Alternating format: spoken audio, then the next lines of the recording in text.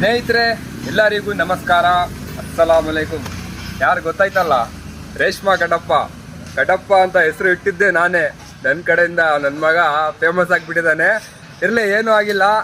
ಏನು ವಿಷಯ ಅಂದರೆ, ನನ್ನ ವಿಡಿಯೋಸ್ ಯಾವ್ಯಾವ ಊರಿಂದ ನೋಡ್ತಾ ಇದ್ದೀರಂತ ದಯವಿಟ್ಟು ಕಮೆಂಟ್ ಬಾಕ್ಸಲ್ಲಿ ನಿಮ್ಮ ಊರಿನ ಹೆಸರು ಕಮೆಂಟ್ ಮಾಡಿ.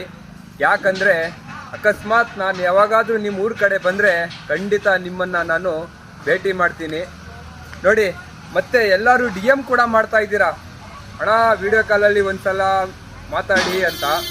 ಖಂಡಿತ ಮಾತಾಡ್ತೀನಿ. ಎಲ್ಲರಿಗೂ ಒಂದೇ ಸಲ ಮಾತಾಡೋಕ್ಕಾಗಲ್ಲ, ನಿಮಗೂ ಕೂಡ ಗೊತ್ತಿದೆ. ನೋಡಿ, ನನ್ನ ಯೂಟ್ಯೂಬ್ ಚಾನಲ್ ಇದೆ. ಯೂಟ್ಯೂಬ್ ಚಾನಲ್ ಹೆಸರು FAIZ2127 ಅಂತ.